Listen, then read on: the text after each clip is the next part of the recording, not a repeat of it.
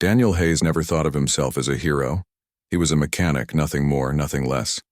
He lived on the edge of the Terran frontier, where small colonies survived between the stars, scraping out a living far from Earth's great cities.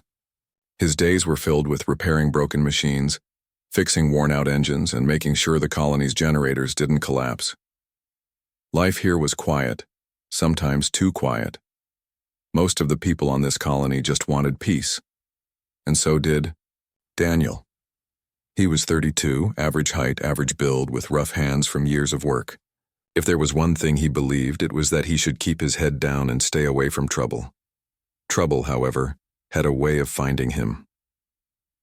That morning started like any other. The twin suns rose slowly over the barren hills, painting the colony's domes in gold. Daniel walked toward the central market to pick up parts for a broken water pump. The marketplace was lively, traders calling out, children laughing, and the smell of spiced food drifting through the air. But beneath the noise, there was tension. Everyone felt it. The colony had been seeing more alien visitors lately. Tall, armored beings from a warrior race called the Zayari. They came on trade ships, towering figures with scaled skin and sharp eyes.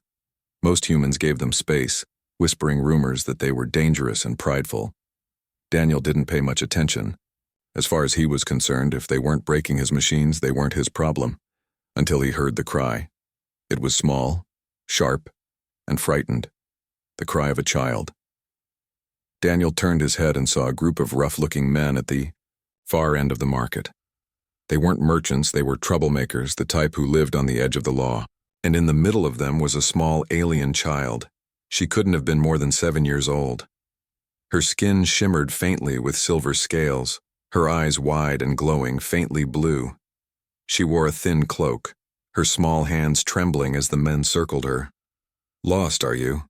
One of the men sneered. Of the men, "Looks like someone's little pet wandered too far." Another chuckled.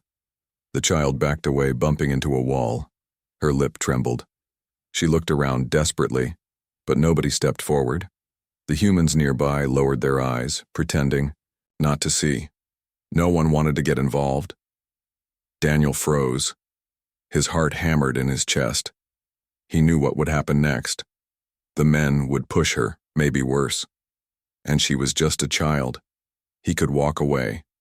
He could tell himself it wasn't his fight, but something inside him wouldn't allow it. Maybe it was the memory of his younger sister back on Earth, or maybe it was just the unfairness of it all. Whatever it was, his feet began to move before his mind caught up. "Hey!" Daniel's voice rang out across the market. The men turned, eyes narrowing at the sight of a single mechanic stepping toward them. Daniel's hands were empty. He had no weapon, no plan. His heart pounded like a drum, but he forced himself to stand tall. "Leave her alone," he said firmly.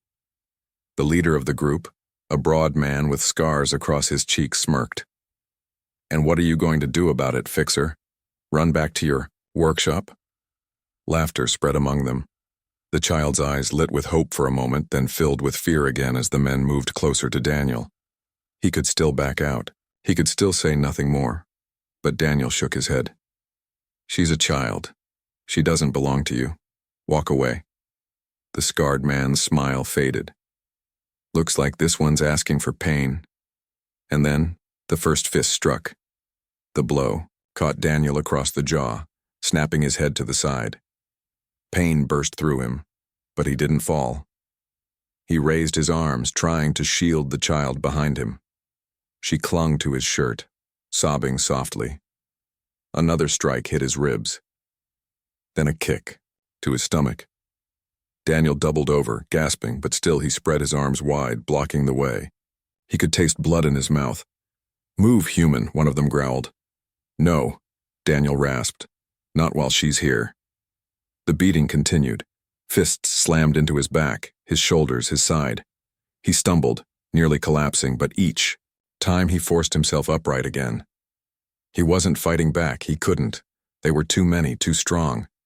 His only goal was to shield the little girl. The crowd around the market watched silently. Some looked away in shame, others in fear. Nobody stepped in. Only the child's sobs filled the air, mixed with the dull thud of fists striking flesh. Daniel's vision blurred, his body screamed in pain, but then he felt the small alien hand gripping his shirt, holding tight, depending on him. That was enough to keep him standing. Finally, the leader grew tired of the game. He drew back his arm for a heavy strike that might have finished Daniel for good. But just as he moved, the ground began to tremble. A deep hum filled the air, so powerful that the glass windows of the market rattled. Shadows swept across the colony as something massive descended from the sky. The thugs froze, looking upward. Daniel, bloodied and swaying on his feet, lifted his head. Above the colony loomed a colossal alien vessel. Its sleek black hull blotted out the suns, its engines roaring as it hovered above the market. The crowd gasped, some screaming, some running for shelter, but Daniel barely moved, too weak to stand straight. The little girl pressed closer to him, whispering through her tears, "Mother has come." From the ship, beams of light shot down, forming a shimmering platform. Figures descended, tall, armored, majestic. At their head was a figure unlike any other. She was tall, her silver-scaled armor gleaming in the light. Her crown of dark crystal marked her as royalty. Her eyes glowed with a fierce light, scanning the scene before her. Every human in the market bowed instinctively, trembling in fear. This was no ordinary visitor. This was Queen Serenia, ruler of the Ziari, feared across the sector. The child broke free from Daniel's grasp and ran forward, crying out in her alien tongue. Serenia dropped to one knee, gathering her daughter into her arms. Relief flashed across her face, quickly replaced by fury as she looked toward the thugs. They shrank back immediately, trembling. But before the queen could act, the child pointed, back toward Daniel. Her small voice carried clearly across the silence of the marketplace. "He saved me." Serenia's glowing eyes turned to Daniel. He stood there beaten, blood running from his lip, one arm clutching his ribs. He expected her to see him as weak as nothing. But her gaze lingered. She saw a human who had stood alone against many, a human who had chosen pain over abandoning a child. The queen rose to her full height. Her voice was strong and commanding as it rang out across the market. "This human is under my protection." Gasps swept through the crowd. The thugs fell, to their knees, pale with fear. Even Daniel's breath caught in his chest. He didn't understand what had just happened. The market had never been so silent. All noise faded the moment Queen Serenia declared her words. The towering alien ruler stood like a statue of steel and light, her silver-scaled armor reflecting the suns above. Around her, armored guards spread, in formation, their weapons humming with power. The air was filled with tension, heavy and sharp, as if the whole colony held its breath. Daniel Hayes, bruised and battered, barely kept himself upright. Blood trickled down his lip, and his ribs ached with each breath. He had thought his beating was the end of it, but now he was the center of a storm far greater than he could imagine. The little girl, still clinging to her mother's armor, pointed back at him again. Her voice was small, but strong. "He saved me, Mother." Serenia's eyes, glowing faint blue, followed her daughter's gesture. They landed on Daniel. Her gaze was piercing, as if she was not only seeing the wounds on his body but also reading the strength of his spirit. The thugs who had attacked the child dropped to the ground, trembling like leaves in the wind. None dared meet the queen's eyes. Even the crowd of colonists had fallen into silence, bowing their heads or stepping backward in fear. Daniel swallowed hard. He wanted to speak, to tell her he was just a mechanic, that he hadn't done anything special. But his throat was too dry and his strength was too weak. Serenia raised one hand. The guards moved forward instantly, seizing the men who had attacked the child. Their weapons glowed brighter, ready to strike. But the queen's voice cut through the air like a blade. "Do not kill them. They are not worth the honor of a warrior's end. Lock them away. Let them remember what it means to raise their hands against the innocent." The guards obeyed without question, dragging the terrified men away. Serenia then stepped closer to Daniel. She moved with quiet grace, her tall figure casting a long shadow over him. The child, still holding her mother's hand, tugged gently and whispered again, "Please save him." The Queen's expression softened at her daughter's plea. Her gaze returned to Daniel, and for a long moment, the world seemed to shrink to just the two of them. "You," she said slowly, her voice rich and commanding, "stood against many when no one else would. You placed your body before my child, when even my own warriors were far away." "Why?" Daniel coughed, tasting blood. His voice was rough, but he managed to speak. "Because she needed help, that's all." Her brows lifted slightly. "You would endure pain, risk your life for one not of your kind?" Daniel almost smiled, though it hurt his face. "She's just a kid, doesn't matter what kind." The Queen studied him in silence. Around them, the humans of the colony trembled, not daring to raise their eyes. To them, Daniel was speaking boldly to a being who could end the colony's existence with a single order. But Serenia did not strike him down. Instead, she gave a nod. "Your courage is noted. You will not remain here." Daniel blinked, confused. "What?" Before he could understand, Serenia gestured to her guards. They moved forward and carefully lifted him, though he winced from the pain. "Take him to the ship," the Queen ordered. The crowd erupted in whispers. Some colonists gasped. Others muttered in fear. A few even hissed Daniel's name, calling him a fool, a traitor, someone who would bring ruin upon them. But none dared speak loudly. The Queen's presence silenced all but whispers. Daniel wanted to protest, to say he didn't belong anywhere near an alien royal ship. But his strength was gone, his body broken. The last thing he saw before darkness took him was the little girl's glowing eyes, watching him with gratitude. Aboard the alien vessel, when Daniel awoke, he was lying in a soft bed, unlike anything he had ever felt. The sheets shimmered with faint energy, almost alive, adjusting to his body. His wounds no longer throbbed as badly. He looked down to see strange glowing patches placed over his ribs and arms. "Do not move too much." The voice was calm, melodic, and unfamiliar. Daniel turned his head and saw one of the Zayari healers, a tall figure with silver markings across their skin. They were adjusting glowing tools that pulsed over his body. What is this?" Daniel whispered. "Nanoweave repair," the healer replied. "Your bones were cracked, muscles torn. Our systems accelerate your body's recovery. You will walk again soon." Daniel blinked. On Earth, such injuries might have kept him bedridden for weeks. Yet already he felt strength returning. Before he could ask more, the door slid open. The child from the market ran in, her small feet tapping against the polished floor. Her eyes lit up as she saw him. "You're awake," she cried, rushing to his side. She hugged his arm tightly, careful not to touch his wounds. Daniel felt awkward but managed a tired smile.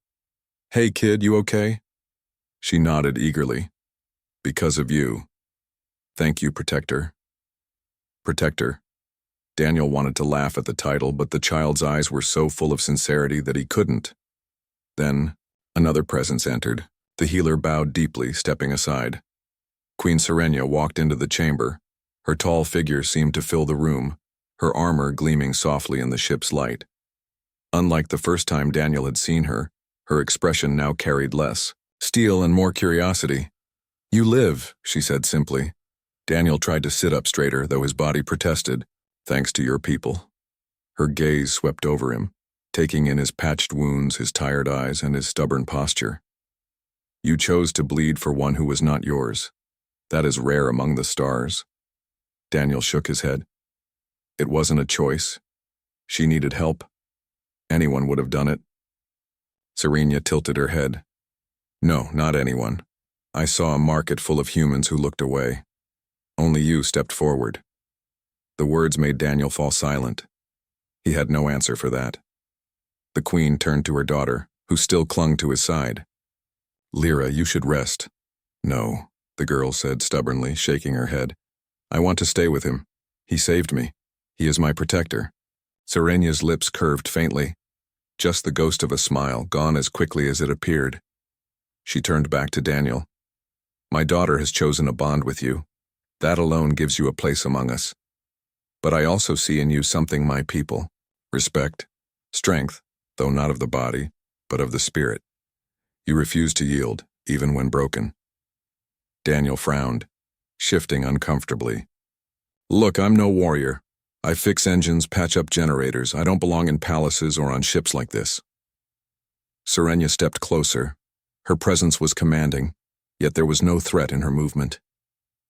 You belong where courage is honored, and courage such as yours will not be forgotten.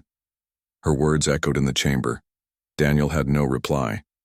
Whispers of the court over the next days. Daniel healed quickly under Zayari care. He walked the halls of the alien ship, guided often by Lyra, who never left his side. The towering warriors gave him curious looks, some filled with respect, others with suspicion. Whispers followed him wherever he went. Why does the Queen care for this human? What power does he hold? Is he worthy to stand beside her daughter? Daniel ignored most of it, though he felt out of place among their shining halls and armored warriors. He was just a man from a dusty colony, nothing more. Yet each time he saw Serenya, he felt the weight of her gaze. She spoke little, but when she did, her words carried meaning. You protected what was mine, she told him once as they stood on a balcony overlooking the stars. In our people's eyes, that binds you to us, whether you wish it or not. Daniel shifted uncomfortably. I didn't do it for reward. I just couldn't stand by. Which is why it matters all the more, she replied. He had no answer. The unspoken bond one night as Daniel lay in his chamber. Lyra crept in quietly. She climbed onto the seat beside him and whispered, Mother doesn't say it, but she trusts you. She never trusts anyone. Daniel blinked. Trusts me? The girl nodded seriously. Because you stood when no one else would. Our people honor strength, but sometimes strength is not only in the fist. You showed her that. Daniel stared at the ceiling, his thoughts heavy. He had never wanted to be part of anything larger than himself. But now, whether he liked it or not, he had stepped into the life of a queen and her daughter. And deep inside, he knew his life would never return to what it once was. The alien ship was unlike anything Daniel Hayes had ever seen. Its long, shining corridors curved like living veins, glowing with soft light that seemed to flow rather than shine. The walls were smooth as polished stone, yet they shifted faintly, as if the ship itself was alive. Every step Daniel took echoed quietly, reminding him he did not belong here. He had been on board for almost a week. His wounds had healed faster than he ever thought possible, thanks to Zayari medicine. The bruises had faded, the cracked ribs were whole again, and the pain that had once ruled his every breath was now nothing but a memory. But the sense of being out of place had only grown stronger. The warriors who filled the ship's halls towered over him. Their armor shimmered like molten silver, their weapons strapped neatly to their backs. They moved with discipline, their steps in perfect rhythm. When Daniel passed, they looked at him with unreadable eyes. Some nodded with respect, others narrowed, their gaze with suspicion, as though trying to decide what he truly was. Daniel often muttered to himself as he walked, I'm just a mechanic, not a soldier, not a hero. Yet everywhere he went, he was called Protector. The name had spread. Through the ship like fire, the little princess Lyra had given him that title, and the rest of the Zayari had taken it up. The princess's shadow Lyra followed him constantly. The child's small steps padded behind him through the great halls, her glowing eyes always watching. She had a way of slipping her tiny hand into his when no one was looking, as if she feared he might disappear. Daniel pretended to be annoyed sometimes. You've got a whole ship of guards around you, kid. You don't need me. But Lyra only shook her head, her silver hair shimmering in the light. You're different. You didn't help me because you were ordered to. You helped because your heart told you to. Her words silenced him every time, At meals, she dragged him to sit beside her at the royal table, ignoring the frowns of stern, alien nobles. During her lessons, she begged her teachers to let Daniel listen, laughing whenever he looked confused by alien history. At night, she would sneak to his chamber to talk until sleep took her. Daniel never expected to grow attached, but he did. He began to feel protective of her in a way that surprised him. She reminded him of his younger sister back on Earth, innocent, curious, and far too trusting for a dangerous galaxy. The Queen's Watch Queen, Serenia, appeared less often, but whenever she did, her presence was impossible to ignore. She carried herself with the calm authority of someone who had commanded armies, yet her gaze held sharp intelligence. She spoke to Daniel only in brief moments, usually when Lyra was present. But each conversation left Daniel unsettled. One evening, Serenia found him on a balcony overlooking the stars. The endless void stretched before him, dotted with suns. He leaned on the railing, lost in thought. "You look restless," Serenia said, stepping beside him. Daniel turned quickly, bowing his head slightly. "Your Majesty, I was just thinking." "About what?" He hesitated. "About home. About what I was before all this." "And what were you?" she asked. "A mechanic. A nobody." He gave a humorless laugh. "I fixed pumps and engines. That's all." Serenia studied him in silence for a long moment, then she said, "And yet when faced with cruelty you chose to stand. That is not the act of a nobody." Daniel shook his head. "Anyone would have done the same." "No," Serenia said firmly, her voice carrying the weight of truth. "Most looked away. Only you stepped forward. Do not belittle what you are." Her words struck something deep in him, something he didn't want to admit. Whispers of doubt, but not everyone shared Serenia's view. The alien court had begun to whisper. In the grand halls, nobles and commanders muttered that a human had no place beside the Queen's daughter. Some said Daniel's courage was an accident, nothing more than foolish luck. Others believed Serenia was blinded by gratitude and that the human would bring dishonor. Daniel heard these whispers as he passed, though none spoke them to his face. One warrior in particular, Commander Varric, made no effort to hide his disdain. Varric was tall even, among the Ziyari, his armor lined with golden marks of victory. His sharp eyes followed Daniel with suspicion. One day in the training hall, Daniel paused to watch the warriors sparring. Their blades clashed, sparks flying, their movements so fast they blurred. Daniel felt like a child watching giants. Varric stepped forward, his voice cold. "Why does the Queen waste time on you, human? You are soft.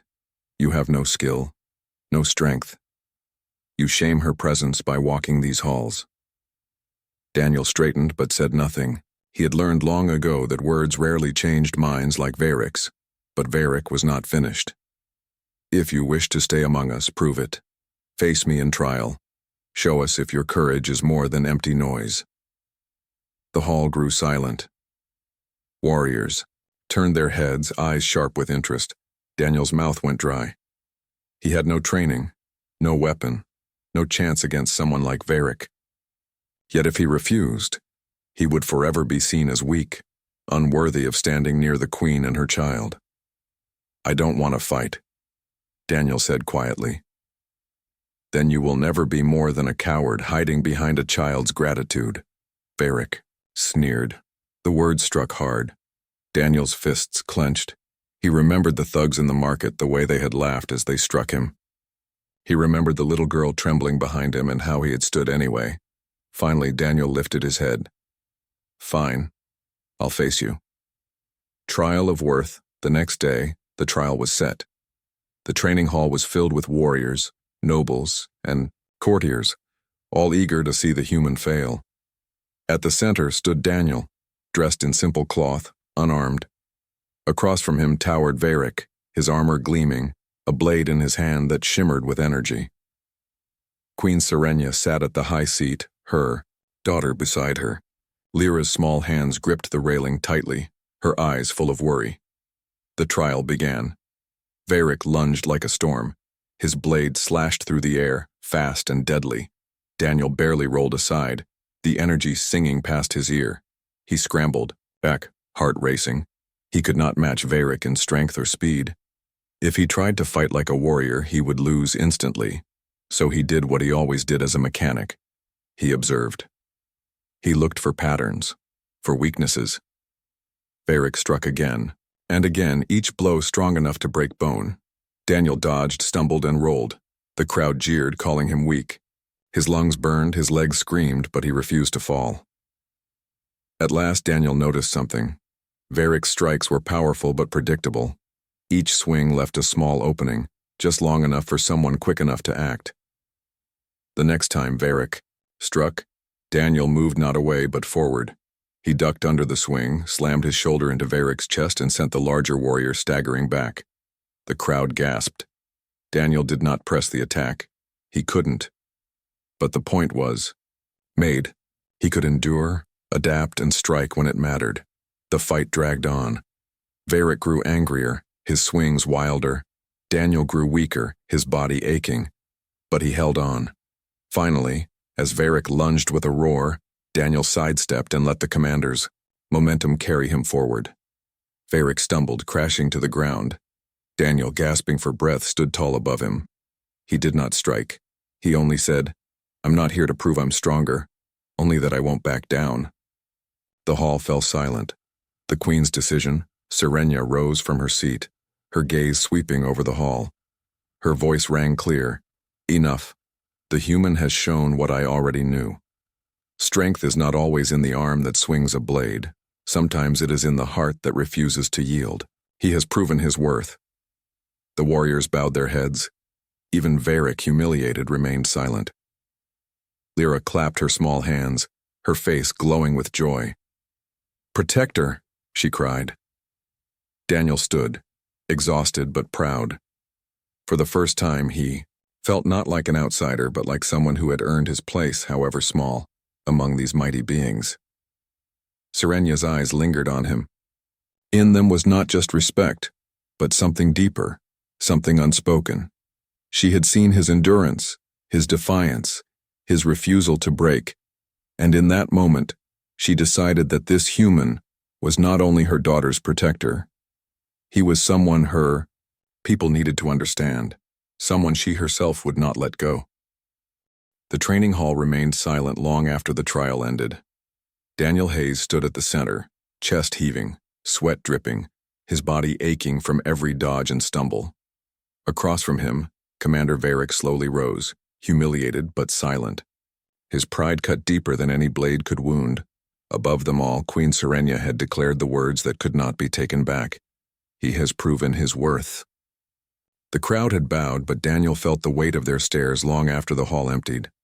Some carried respect, others disbelief, and a few carried cold hatred. He had not earned all of their acceptance, but he had earned their attention. Whispers. In the shadows, in the days that followed, the whispers of the court only grew louder. Wherever Daniel walked, he felt eyes following him. Warriors spoke in low voices. Nobles muttered in corners, and rumors spread like wildfire. The Queen favors the human too much. A protector? He is no warrior. He is weakness wrapped in flesh. If she lets him stand by her side, what message does that send to her people? Daniel tried to ignore it, but he knew the truth. His presence was shaking the order of things. He was not one of them, yet he was being treated as if he belonged. And to some, that was dangerous. Lyra, the child who had started it all, did not care for whispers. She followed him more closely than ever, tugging his hand through the grand corridors, showing him hidden gardens aboard the ship, teaching him strange alien words. Her laughter cut through the tension, reminding him why he had stood in that market in the first place, but even her light could not erase the growing storm. A question of loyalty. One evening, Daniel found himself summoned to the throne chamber. He had walked its shining halls before, but this time the air felt heavier. Nobles and commanders stood in a wide circle, their silver cloaks sweeping across the polished floor. At the center, Serenia sat upon her throne, tall and regal, her crown glowing faintly in the soft light. Her gaze was steady, but Daniel sensed something behind it. A quiet storm. A noble stepped forward, his voice sharp. "Your Majesty, with respect, this human has no place among us. He is not Zayari. He has not sworn loyalty to your crown. How can we trust him with the safety of the princess?" Another voice joined. "He is a symbol of weakness.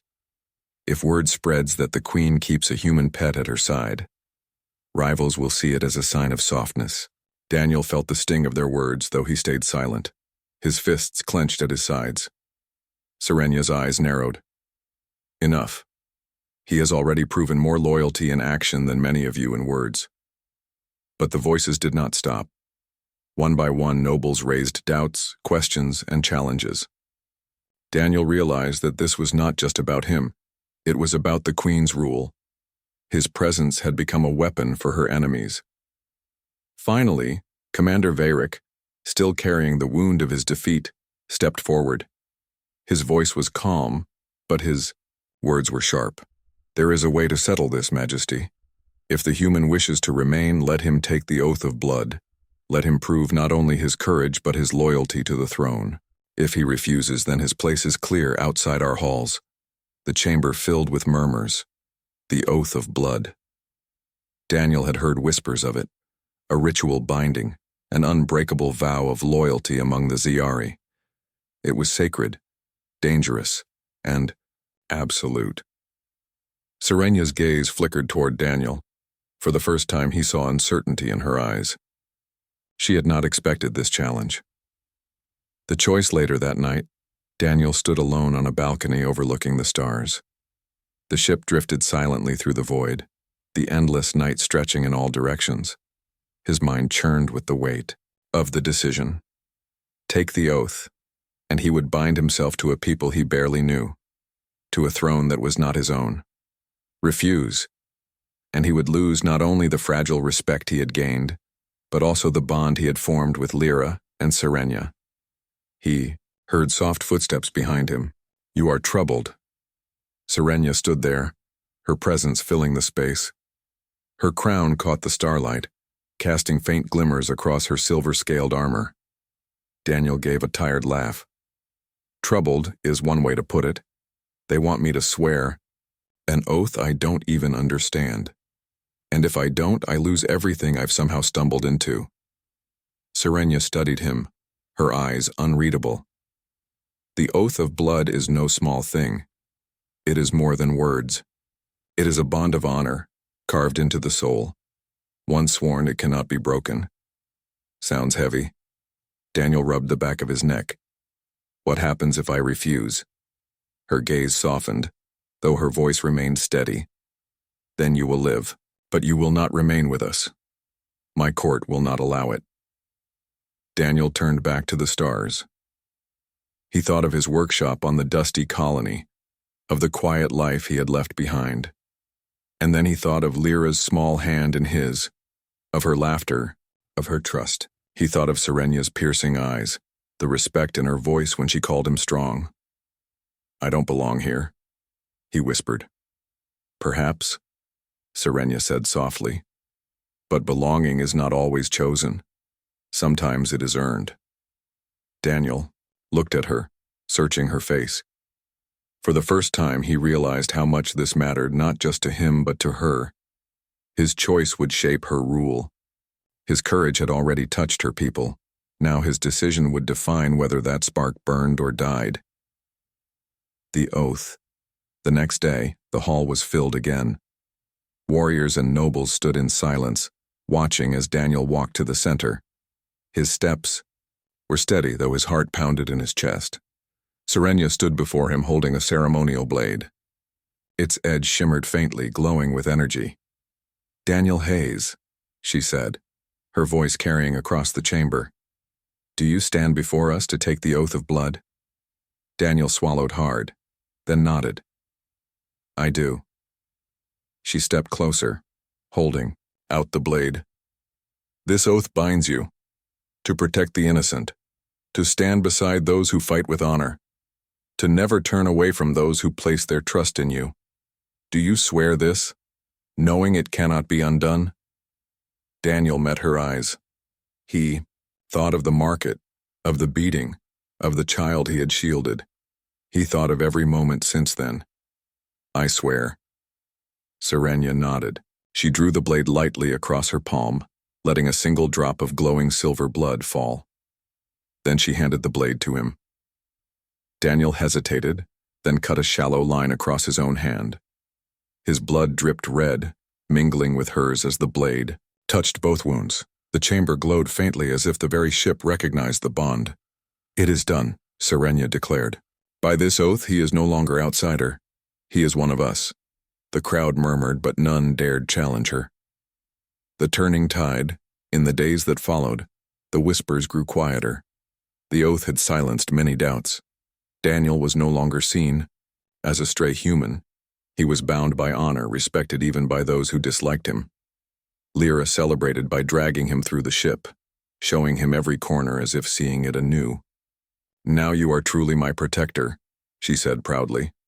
Daniel smiled, though his hand still stung from the oath. "Guess I am." But not all were satisfied. In quiet corners, enemies still plotted. To some, Daniel's survival was not proof of strength, but a threat to their power. And though the Queen had silenced them for now, their anger simmered like coals waiting for flame. A bond beyond duty. One evening, Serenia summoned Daniel privately. They stood together in the garden chamber, where glowing trees shimmered with soft blue light. The air was quiet, filled with the faint hum of alien life. "You surprised them all," Serenia said. "Even me."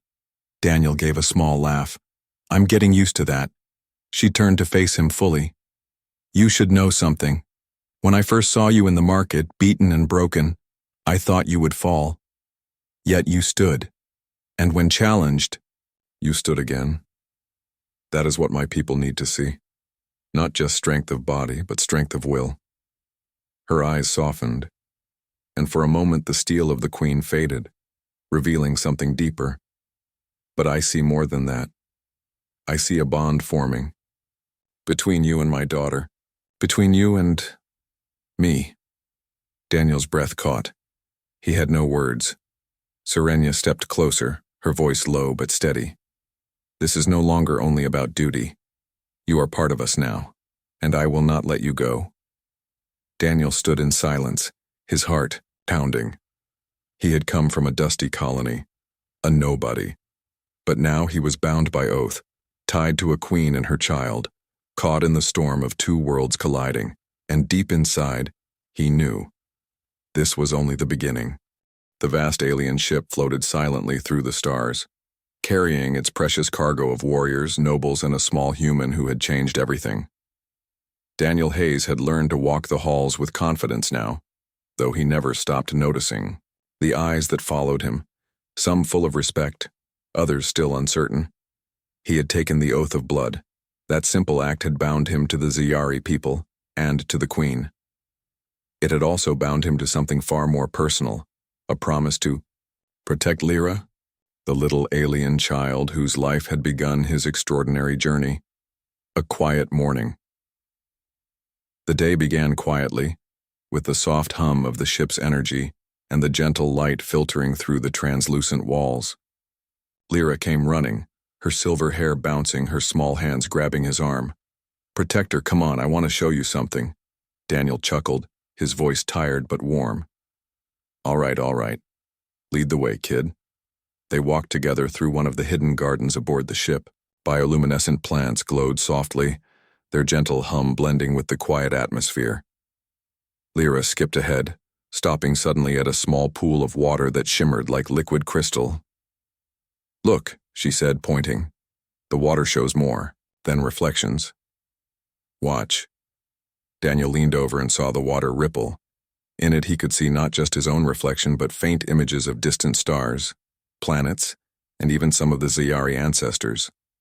The child's eyes sparkled. "Magic?" Daniel asked.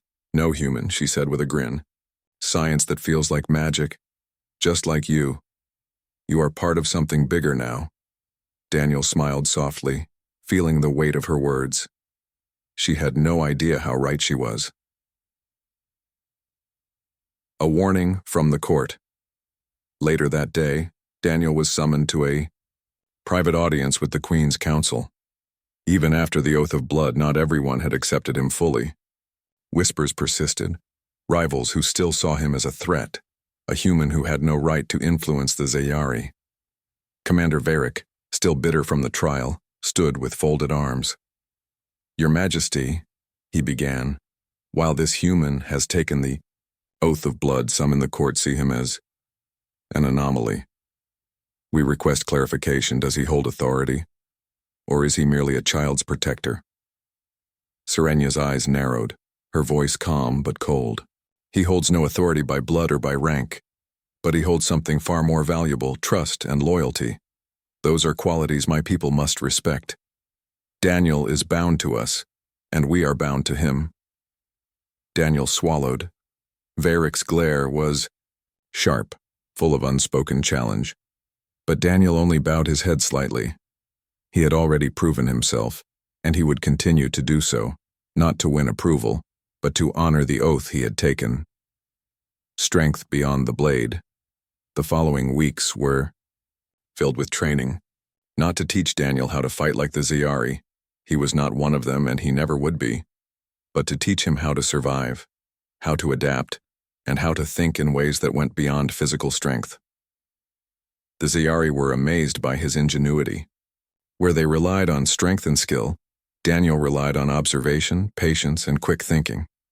He repaired complex machinery, solved problems others deemed impossible, and even found ways to improve the ship's systems.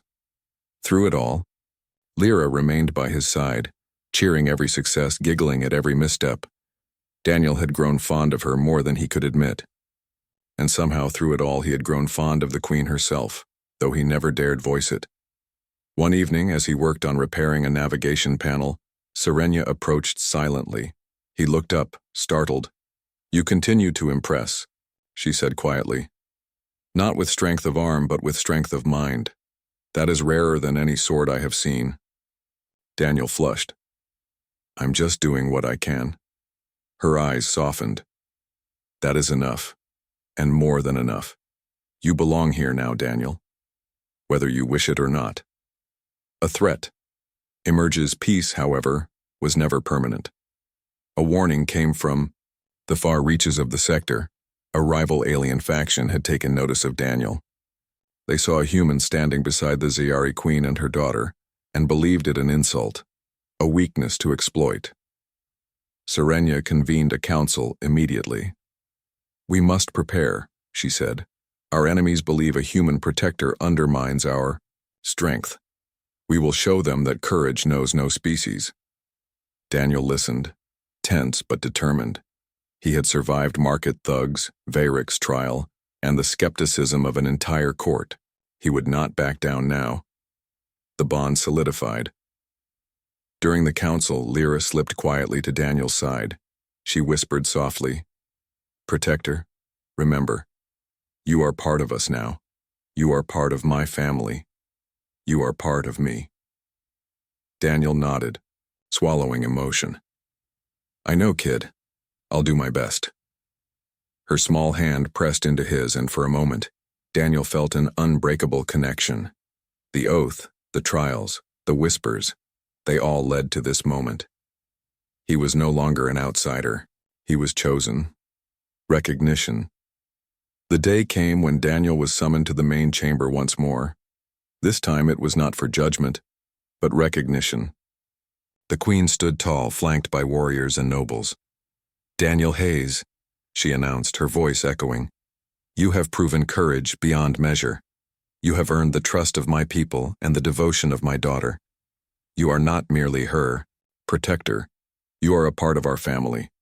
From this day forward, you are recognized as a chosen companion of the Zayari. You will stand with us, always." The chamber erupted in applause. Lyra jumped into Daniel's arms, laughing. Even Varric, though still proud, gave a respectful bow. Daniel felt the warmth of belonging for the first time in his life. Acceptance. In the quiet that followed, Daniel found Serenya alone in the garden chamber. The air glowed with the soft light of alien flora, the stars stretching endlessly beyond the glass walls. "You have done more than protect my child," she said. "You have shown my people what humanity can be. Courage, ingenuity, compassion. That is something even our warriors cannot always show." Daniel swallowed, unsure how to respond. She stepped closer. "I will not let you go. You are chosen, Daniel. Not because you were ordered to swear an oath, but because you have proven your heart." Daniel looked at her, the weight of her words settling in. I don't know what to say." "Then say nothing," she replied. "Just stand with us. That is enough." A new beginning days later, Daniel walked through the ship with Lyra by his side, her hand in his. Warriors nodded respectfully. Nobles no longer whispered behind his back, and even Varric had come to accept him. He had once been a simple mechanic from a remote colony. Now, he was a part of a civilization far larger and more complex than he could have imagined. He was a protector, a chosen companion, and a bridge between worlds. Lyra skipped ahead, calling him. "Come on, Protector. I want to show you the stars from the observation deck." Daniel smiled, following her. For the first time, he felt truly at home among the stars, among aliens, among people who had once seemed so different from him. Queen Serenia watched from the balcony above, her eyes soft with pride.